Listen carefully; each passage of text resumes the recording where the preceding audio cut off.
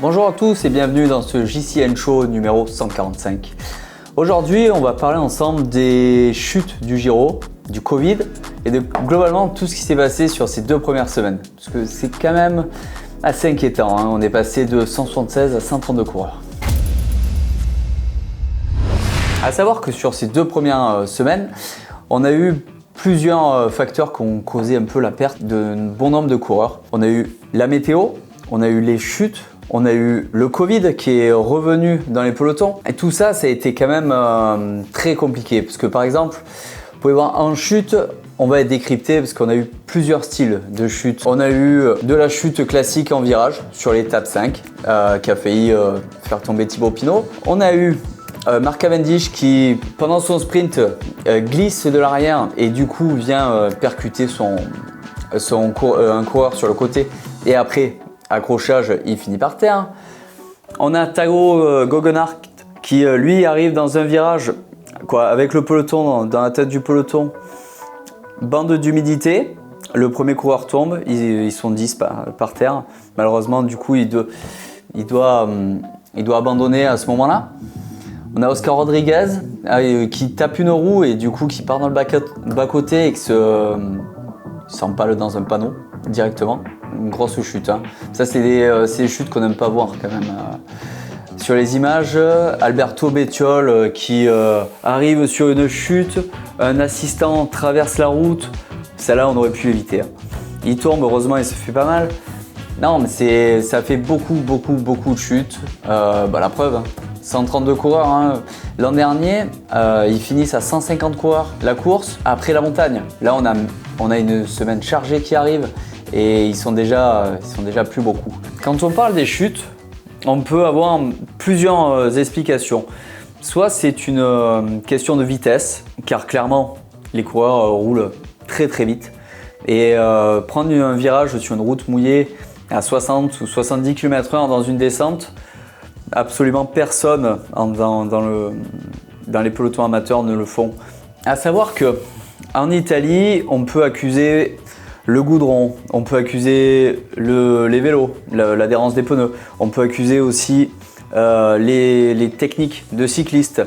Mais il ne faut pas oublier que tous les coureurs qui sont sur le peloton, même ceux qui ont l'étiquette mauvais descendeur ou pas très habile sur son vélo, ont quand même plusieurs milliers de kilomètres au compteur chaque année. Ils poussent les capacités de leur vélo et de leur technique au maximum. Quand un coureur glisse dans un virage sur le Tour d'Italie, il faut vous dire que en tant qu'amateur, vous seriez passé à peut-être moitié de la vitesse et en ayant eu peur. Voire même, bon, pour les meilleurs, on va dire à 2/3 de la vitesse, mais ça fait des différences énormes. C'est un peu comme en VTT de descente lorsqu'on essaye une piste de Coupe du Monde. C'est absolument pas le même sport. Les équipes, pourtant, font des efforts avec, on l'a vu sur la vidéo JCN Tech, beaucoup de vélos sont équipés en pneus de 28. Donc oui, c'est plus aéro, mais c'est plus confortable et au plus les pneus vont être larges, au plus il va y avoir de surface en contact avec le bitume. Donc ça ne peut que aider. Après, la question qu'on peut se poser, c'est est-ce qu'en vélo, il faudrait des pneus spécifiques pour la pluie? Donc déjà, les équipes baissent en pression pour augmenter cette adhérence, mais ne peuvent pas non plus trop baisser parce que sinon, ça entame le rendement. Donc voilà, ça fait beaucoup de chutes. Il n'y a pas vraiment de coupable. Bon, le plus grand coupable reste la météo. Car si on avait eu une semaine de sec, ça aurait été moins dangereux pour les coureurs. Question météo, bon là, aller faire du vélo en Italie à cette époque de l'année, d'habitude c'est une bonne idée, hein. Mais là, cette année, c'est vraiment pas bien. On est sur 10 étapes où les coureurs ont pris de la pluie. 10 étapes sur 15 quand même, hein. L'étape 3, l'étape 4, l'étape 5, 7, 9, 10, 11, 12, 13, 14. Non mais c'est... Même les coureurs le disent, c'est un Giro qui est très éprouvant. À savoir que de la pluie sur une étape de plaine, au niveau de la mer, ok, il peut faire 15-20 degrés maximum à cette époque de l'année. Par contre, la même pluie à 1000 mètres ou 2000 mètres d'altitude, ça devient vraiment froid. Pour vous donner une idée, l'étape 13, que je vous invite à aller voir sur JCN+, ils sont passés de 199 km à 75, juste pour améliorer les conditions des cyclistes. C'est vraiment compliqué. C'est vraiment compliqué. On a vu Laurent Rex d'Intermarché Circus enlever 3 kawaii pour vous donner une idée d'à quel point il avait froid dans l'école. Pour ceux qui se posent la question comment ne pas avoir froid dans une montée, achetez beaucoup de kawaii. C'est la différence entre un coureur et un amateur, c'est qu'un amateur peut s'arrêter en haut d'un col, changer sa veste ou enfiler un kawaii qu'il avait mis dans sa poche pour la montée. Les coureurs ne peuvent pas s'arrêter, sinon ils perdent trop de temps. Donc on assiste à des scènes comme ça, plusieurs kawaii. On a vu aussi Fernando Gaviria se faire aider par ses assistants pour se changer en bas d'une descente parce qu'il était gelé. Là on arrive sur des conditions extrêmes pour le vélo de route. Donc heureusement que la course continue. On a des superbes courses, des étapes avec énormément d'échappées. Mais quel est le plaisir pour les coureurs? Bon, c'est leur métier, hein, mais il faut un peu penser à leur météo. On n'est pas sur le Tour des Alpes en plein hiver, quoi.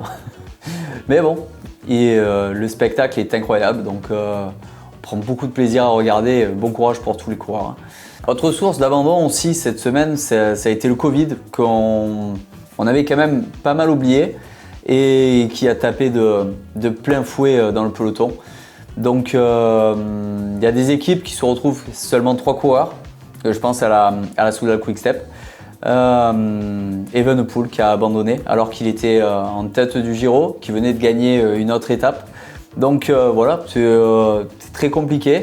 L'organisation a réagi, ils ont remis en fonction les protocoles sanitaires. Tout le monde doit se relaver les mains, bien sûr, mettre les masques, public écarté. Par contre, niveau protocole, pendant la course, le public est quand même très proche. Vous pouvez voir là la photo sur l'étape 15, c'est quand même assez incroyable. On se croirait sur une course en Belgique. Les stratégies d'équipe, de communication sont forcément impactées. Ils sont obligés de trouver des parades, on va dire. Donc là, maintenant, vous pouvez suivre sur Instagram de l'équipe Soudal Quick-Step, c'est est-ce que les 3 derniers vont arriver jusqu'au bout. Donc ouais, c'est vraiment navrant pour le Giro, mais ça prouve qu'il faut toujours faire attention. Et aussi les conditions météo avec le froid poussent les coureurs à tomber plus facilement malades. Donc quand on sait qu'ils sont entraînés et vraiment au maximum de leur capacité en termes de puissance, en termes de fatigue, c'est tellement éprouvant comme course que le moindre grain de sable peut les infecter. Donc à faire attention, et ça nous prouve qu'il faut toujours faire attention. Et pour les coureurs, ça ne s'arrête pas, parce que la semaine va être plus que chargée. Honnêtement, j'espère vraiment qu'ils auront de la belle météo parce que mardi, 5200 mètres de dénivelé. Jeudi, 3700 mètres de dénivelé. Vendredi, 5400 de dénivelé. Et samedi, bien sûr, contre la montre, 18 km, 1000 mètres de dénivelé. Avec tout ça, s'ils ont de la pluie, du froid, du vent, d'autres chutes, ça commence à être très très compliqué. Avec une semaine comme ça, on va peut-être certifier que le Giro cette année aura été la course la plus dure de l'année. Bon, on verra à la fin de l'année, mais c'est très très compliqué. Dans l'actualité cette semaine, très beau reportage sur JCN+, de Fabien Barel qui nous amène voyager et découvrir toutes les routes et chemins de la Côte d'Azur avec l'apparition de nombreux pros. Ça, c'est directement à retrouver dans l'application. À suivre aussi cette semaine, bon nombre de courses, parce qu'on est dans la période des courses et il s'agit de ne rien rater. Donc heureusement, avec l'app JCN, avec les images d'Eurosport, vous avez donc tout le reste du Giro, le Tour de Norvège, Ride London classique féminin à partir de vendredi et le Grand Prix Marcel Kint en direct de Belgique pour dimanche prochain. Donc voilà, beaucoup de courses en ce moment, mais c'est la période pour. il faut bien enchaîner, hein. On passe au vélo de la semaine qui a été envoyé directement sur l'application JCN. Donc on a encore un Narum Magma comme l'équipe Aeolo Cometa. On a vu ça dans la vidéo JCN Tech. Donc là, on est sur un vélo parfait, hein, avec cadre noir, roue noire, pédalier noir, groupe DI2 Ultegra, des roues Scope R4, des pneus à flanc beige, les valves bien alignées, le pédalier dans l'axe. Un vélo qui a purement la classe. Puis le vélo en lui-même avec ses lignes super simples et dans l'histoire du cyclisme, on est sur un vélo classique. C'est très très beau et ça marche très très fort. Donc félicitations pour ce vélo de la semaine et puis envoyez-nous vos vélos aussi pour tenter de passer dans cette rubrique. Donc en espérant que ce show vous a plu et vous voir sur les prochains, n'hésitez pas à marquer vos commentaires sur les prochains sujets que vous voulez aborder. Et puis à bientôt, passez une bonne semaine.